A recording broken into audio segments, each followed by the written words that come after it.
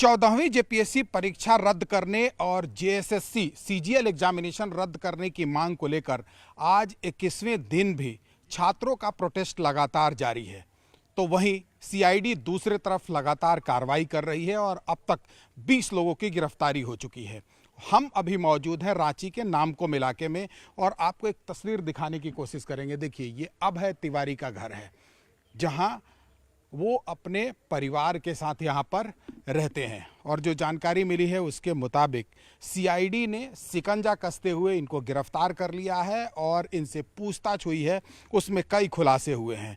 पूछताछ में साफ तौर पर इन्होंने ये स्वीकार किया है कि पहले ये टीडीपीएल कंपनी के एरिया मैनेजर हुआ करते थे, लेकिन जैसे ही इनकी कंपनी झारखंड में जेपीएससी से एग्ज़ाम लेना शुरू की और वहाँ का कॉन्ट्रैक्ट मिला, उसके बाद से इनका सूरत और सीरत दोनों बदल गया। अब तक परिवार में न जाने कितने लोगों को इन्होंने नौकरी दिलवाई है। जो जानकारी मिली है उसके मुताबिक इनके बड़े भाई नौकरी में हैं, उनकी पत्नी नौकरी में है, खुद अभय तिवारी की पत्नी भी नौकरी में है और इनके कई नातेदार और रिश्तेदार नौकरी पा चुके हैं। और जो जानकारी मिली है उसके मुताबिक सीजीएल के एग्ज़ाम में भी इन्होंने बड़ी गड़बड़ी की थी और इसके अलावा जेपीएससी का जो भी एग्ज़ामिनेशन हुआ है उसमें भी भारी गड़बड़ी हुई है, जिसका मास्टरमाइंड अभय तिवारी बताए जा रहे हैं। और ये खुद अपने सरकारी नौकरी में हैं और इसके अलावा जब से इनके कंपनी जो टीडीपीएल है एग्ज़ामिनेशन कराना शुरू की थी, उसके बाद से लगातार इन्होंने कई लोगों को नौकरियां दिलवाई है। जांच में यह भी खुलासा हुआ है कि अभय तिवारी ही मास्टरमाइंड है जो लोगों को सेट करके और नौकरी दिलवाता था।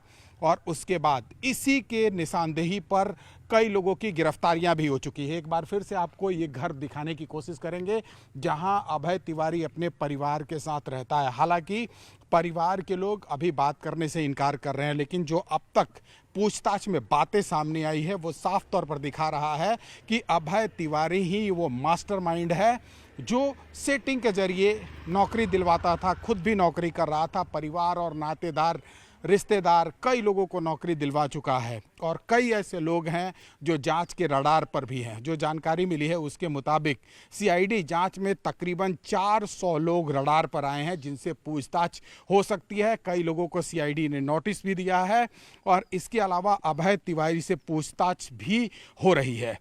और छात्रों ने सीधे तौर पर यह सवाल उठाया था कि अभय तिवारी वो शख्स हैं जो कोई भी झारखंड में एग्ज़ाम होता है उसमें वो पास कर जाता है और टॉप रैंक भी लाता है। ऐसे में गिरफ्तारी के बाद जब पूछताछ के बाद कई खुलासे हुए हैं तो सीआईडी के रडार पर तकरीबन 400 लोग हैं आगे जिनसे पूछताछ हो सकती है।